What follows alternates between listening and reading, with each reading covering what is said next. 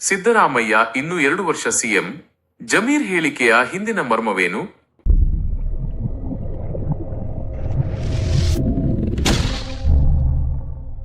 ನಮಸ್ಕಾರ ವೀಕ್ಷಕರೇ, ಇದು ಮುಖವಾಡ ಮೀಡಿಯಾ. ನಾನು ವಿಕೆ ನಾಯ್ಡು. ರಾಜ್ಯ ರಾಜಕೀಯದಲ್ಲಿ ಈಗ ಒಂದು ದೊಡ್ಡ ಬಾಂಬ್ ಸಿಡಿದಿದೆ.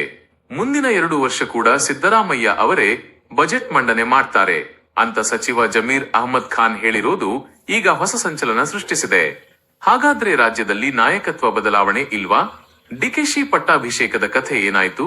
ಈ ವರದಿಯನ್ನ ಕಡೆ ತನಕ ನೋಡಿ ಈ ಕುತೂಹಲಕಾರಿ ರಾಜಕೀಯ ಆಟದ ಹಿಂದಿನ ಅಸಲಿ ಮುಖವಾಡವನ್ನ ನಾವು ಇವತ್ತು ನಿಮ್ಮ ಮುಂದೆ ಬಿಚ್ಚಿಡ್ತೀವಿ. ಬ್ರೇಕಿಂಗ್ ನ್ಯೂಸ್, ಜಮೀರ್ ಹೇಳಿಕೆಯ ಅಸಲಿ ಕಥೆ. ವಿಧಾನಸಭೆಯಲ್ಲಿ 2026ರಿಂದ 27ನೇ ಸಾಲಿನ ಬಜೆಟ್ ಚರ್ಚೆ ನಡೆಯುತ್ತಿರುವಾಗಲೇ ಸಚಿವ ಜಮೀರ್ ಅಹ್ಮದ್ ಖಾನ್ ಈ ಹೇಳಿಕೆ ನೀಡಿದ್ದಾರೆ. ಮುಂದಿನ 2 ವರ್ಷಗಳ ಕಾಲವು ಸಿದ್ದರಾಮಯ್ಯ ಅವರೇ ಬಜೆಟ್ ಮಂಡಿಸ್ತಾರೆ ಅನ್ನೋದು ಕೇವಲ ಒಂದು ವಾಕ್ಯವಲ್ಲ, ಅದು ರಾಜಕೀಯವಾಗಿ ಬಹಳ ದೊಡ್ಡ ಸಂದೇಶ. ಇದರ ಅರ್ಥವೇನು? ಮುಖವಾಡ ವಿಶ್ಲೇಷಣೆ. 1. ನಾಯಕತ್ವದ ಸ್ಥಿರತೆ. ಹೈಕಮಾಂಡ್ ಮಟ್ಟದಲ್ಲಿ ನಾಯಕತ್ವ ಬದಲಾವಣೆಯ ಚರ್ಚೆಗಳು ನಡೆಯುತ್ತಿದ್ರು. ಸಿದ್ದರಾಮಯ್ಯ ಅವರ ಬಣ ನಾವು ಗಟ್ಟಿ ಅನ್ನೋ ಸಂದೇಶವನ್ನ ಪರೋಕ್ಷವಾಗಿ ರವಾನಿಸುತ್ತಿದೆ. 2. ಆರ್ಥಿಕ ಹಿಡಿತ. ಸಿದ್ದರಾಮಯ್ಯ ಅವರಿಗೆ ಬಜೆಟ್ ಮಂಡನೆಯಲ್ಲಿ ಇರುವ ಅನುಭವ ಬೇರೆ ಯಾರಿಗೂ ಇಲ್ಲ ಅನ್ನೋದನ್ನ ಬಿಂಬಿಸುವ ಪ್ರಯತ್ನ ಇದಾಗಿದೆ. 3. ವಿರೋಧ ಪಕ್ಷಗಳಿಗೆ ಸವಾಲು. ಸರ್ಕಾರದಲ್ಲಿ ಗೊಂದಲ ಇದೆ ಅಂತ ಕಾಯ್ತಿರೋ ಬಿಜೆ ಡಿಎಸ್ ಮೈತ್ರಿಗೆ ಇದು ದೊಡ್ಡ ಟಕ್ಕರ್ ಕೊಟ್ಟಂತಿದೆ.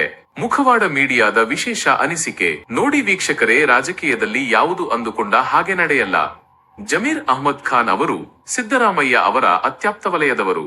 ಇವರು ಇಂತಹ ಹೇಳಿಕೆ ನೀಡಿದ್ದಾರೆ ಅಂದ್ರೆ ಅದರ ಹಿಂದೆ ಒಂದು ದೊಡ್ಡ ಪ್ಲಾನ್ ಇದ್ದೇ ಇರುತ್ತೆ. ಒಂದೆಡೆ ಅಭಿವೃದ್ಧಿ ಮಂತ್ರ, ಇನ್ನೊಂದೆಡೆ ಗ್ಯಾರಂಟಿ ಯೋಜನೆಗಳ ಯಶಸ್ಸಿನ ನಡುವೆ ಸಿದ್ದರಾಮಯ್ಯ ಅವರ ವರ್ಚಸ್ಸನ್ನು ಮತ್ತಷ್ಟು ಹೆಚ್ಚಿಸುವುದು ಈ ಹೇಳಿಕೆಯ ಉದ್ದೇಶ ಇರಬಹುದು.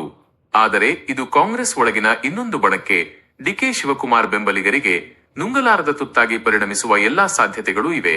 ಮುಂದಿನ ದಿನಗಳಲ್ಲಿ ಈ 2 ವರ್ಷದ ಬಜೆಟ್ ಹೇಳಿಕೆ ರಾಜ್ಯ ರಾಜಕೀಯದಲ್ಲಿ ಯಾವ ತಿರುವು ಪಡೆದುಕೊಳ್ಳುತ್ತೆ ಅನ್ನೋದೇ ಕುತೂಹಲ. ವೀಕ್ಷಕರೇ, ಸಿದ್ದರಾಮಯ್ಯ ಅವರು ಇನ್ನು 2 ವರ್ಷ ಬಜೆಟ್ ಮಂಡಿಸಬೇಕು ಅನ್ನೋ ಜಮೀರ್ ಹೇಳಿಕೆ ಬಗ್ಗೆ ನಿಮ್ಮ ಅಭಿಪ್ರಾಯ ಏನು? ಇದು ರಾಜ್ಯಕ್ಕೆ ಒಳ್ಳೆಯದಾ ಅಥವಾ ನಾಯಕತ್ವ ಬದಲಾವಣೆ ಆಗಬೇಕಾ? ಕೂಡಲೇ ಕಮೆಂಟ್ ಮಾಡಿ ತಿಳಿಸಿ.